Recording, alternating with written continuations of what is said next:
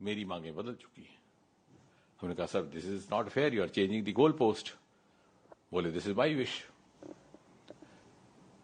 तो फिर हमने उनको विनम्रता से समझाने का प्रयास किया कि आप जैसे वरिष्ठ नेता को, जो नेता प्रतिपक्ष भी हैं, एलओपी भी हैं, ये शोभा नहीं देता कि कुछ ही क्षणों में आप अपनी बात से मुकर जाए। जब सरकार ये कह रही है कि संसद में चर्चा के लिए तैयार है, न केवल इस विषय को लेकर बल्कि इस विषय के साथ संबंधित अन्य सभी विषयों को विस्तृत चर्चा के लिए तैयार है, तो बोले साहब नहीं, हम तो यहीं बैठेंगे, आप हमें उठा लीजिए। बोले साहब मैं तो आपसे चर्चा करने आया था बड़ी विनम्रता से, आपको उठाने का तो हमारा इरादा नहीं था, मैं तो सिर्फ आपसे ये अनुरोध करने आया था। लेकिन ऐसा लग रहा है कि आप शायद उस मूड में ही नहीं है कि आप कुछ वाया मीडिया या रास्ता निकाला जा सके। तो बोले आप जो मर्जी इसका निष्कर्ष निकालिए, मैं तो वही करूंगा जो मेरी मर्जी है। फिर गृह सचिव जी ने भी एक बात रखी कि साहब अगर आपको बैठना ही है धरने पर तो कम से कम इस जगह ना बैठिए, ये इससे बहुत असुविधा हो रही है जनसंधारण को। तो बोले ये भी मेरी मर्जी है।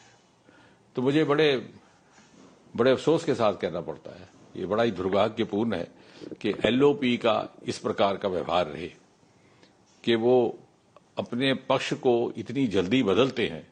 और इसका अर्थ ये हुआ कि वो कन्फ्लिक्ट के मूड में है, वो चाहते ही नहीं कि सरकार के साथ सहयोग करके जनहित के विषयों पर चर्चा की जाए या जनहित के विषयों को आगे बढ़ाया जाए। वो ये मन बना करके आए हैं कि कन्फ्रंटेशन हो, कन्फ्लिक्ट हो, मुझे कोई मुद्दा मिले। लेकिन हम जानते हैं इस देश का आम इंसान, आम नागरिक इतनी समझ रखता है कि उस प्रकार की पॉलिटिकिंग में या इस तरह की राजनीतिक नौटंकी के झांसे में नहीं आने वाला। और जहां तक सरकार का ताल्लुक है, आपको स्मरण हुआ आज प्रातः ही प्रधानमंत्री जी ने बहुत स्पष्ट कहा है कि नीट और पेपर लीक इत्यादि विषयों के लेकर के जो लोग भी जिम्मेवार हैं उनके खिलाफ कड़ी से कड़ी कार्रवाई की जाएगी, की भी जा रही है। बहुत सारे लोग हिरासत में भी लिए गए हैं। ये एक ऐसा विषय है जिससे लगभग देश का हर प्रदेश मुतासिर हुआ है, प्रभावित हुआ है, और हम अपने बच्चों के साथ अन्याय नहीं होने देंगे, ना ही बर्दाश्त करेंगे।